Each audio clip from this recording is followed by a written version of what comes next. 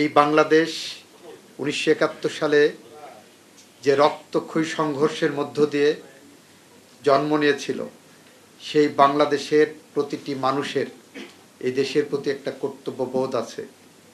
সেটা আমাদের সাংবিধানিকভাবেই উল্লেখ করা আছে আর্টিকেল 21 অফ দি কনস্টিটিউশন। আন্তর্জাতিকভাবে আমরা কিভাবে এইগুলোকে মোকাবেলা করব সেটা আমাদের সংবিধানের 25 অনুচ্ছেদে বলা আছে। আমাদের সংবিধানের 25 অনুচ্ছেদটাকে আমরা যদি ফলো করি, সেখানে আন্তর্জাতিক পর্যায়ে আমার সরকার কিভাবে ডিল করবেন এবং সেখানে আন্তর্জাতিকভাবে যে সমস্ত দেশের নাগরিকগণ তাদের অভ্যন্তরীণ বিষয়ে তাদের দাবি আদায়ের জন্য যদি কোনো সংগ্রামরত থাকে, সেখানে কিভাবে ডিল করবেন সেটাও আমাদের সংবিধানে কিন্তু বিধৃত আছে।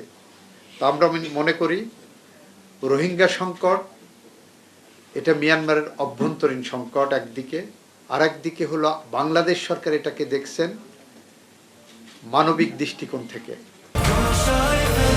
বছর ধরে কোটি মানুষের আস্থায় পাইপের বস আরএফএল পাইপ। এখন বলতে পারেন যে যখন এখানে ঢুকে আসছে তখন তো রোহিঙ্গার সাথে এটা আন্তর্জাতিক পর্যায়ে চলে গেছে। এটা কখনো না, কারণ রোহিঙ্গাদেরকে বাংলাদেশ সরকার আশ্রয় দিয়েছেন, তাদের পাশে দাঁড়িয়েছেন সম্পূর্ণ মানবিক মূল্যবোধের জায়গা থেকে। কারণ একজন মানুষ যখন ভূমিষ্ঠ হয় তখন সেই মানুষের 3টা অধিকারকে যদি বৈশিষ্ট্য থাকে, সেই বৈশিষ্ট্যগুলোই মানবাধিকারে রূপান্তরিত হয়। একটা হলো এই অধিকারটা তার সার্বজনীন, ভূমিষ্ঠ হওয়ার সাথে সাথে এমন একটা অধিকার যেটা বিশ্বের সমস্ত মানুষের অধিকার হয়ে দাঁড়ায়। এটা হলো তার ইনএলিয়েনেবল রাইট, এই অধিকারটা সে অন্য কারো কাছে হস্তান্তর করতে পারবে না। এটা হলো তার ইনহারেন্ট রাইট, সহজাত। মানুষ হিসেবে জন্ম নেওয়ার সাথে সাথে তার কিছু অধিকার থাকে, তার জীবন ধারণের অধিকার, তার খাদ্যের অধিকার, তার ন্যূনতম কিছু অধিকার থাকে। যখন এই রোহিঙ্গারা তার নিজ দেশে জেনোসাইডের শিকার হচ্ছে, তখন তারা জীবনের ঝুঁকি নিয়েই বাংলাদেশের বর্ডার ক্রস করে যখন আসে, তাদেরকে তখন বাংলাদেশের জনগণ যখন আশ্রয় দেওয়ার জন্য ইতিবাচক ইঙ্গিত দেয়, পাবলিক ওপিনিয়ন যখন আমরা মিডিয়াতে দেখি, তখন মানবিক দৃষ্টিকোণ থেকে আমরা তাদের পাশে দাঁড়িয়েছি। ফলে এইটা কখনোই আন্তর্জাতিক কোনো ইস্যু আমাদের সাথে মিয়ানমারের না, এই ইস্যুটা হলো মানবাধিকারের ইস্যু, হিউম্যান রাইটস দৃষ্টিকোণ থেকে আমরা দেখি। সুতরাং মানবিক মূল্যবোধের জায়গা থেকে বাংলাদেশ মানুষের পাশে দাঁড়িয়েছে। মিয়ানমারের এখানে রোহিঙ্গাকে তাদের ওখানে দেশে পাঠানোটা মিয়ানমারের অভ্যন্তরীণ বিষয়, হস্তক্ষেপের বিষয় না। বিষয়টা হলো আমরা বলতে চাই রোহিঙ্গারা বাংলাদেশি না, আমরা বলতে চাই রোহিঙ্গারা এই ভূখণ্ডের জনগোষ্ঠী না, আমরা বলতে চাই রোহিঙ্গারা মানুষ,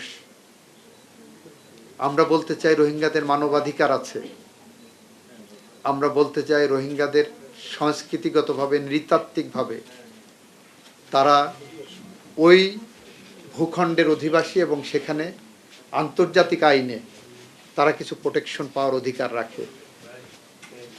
সুতরাং সেই দৃষ্টিভঙ্গি থেকে, সেই জায়গা থেকে আমরা বিষয়গুলোকে অ্যাড্রেস করার পক্ষে।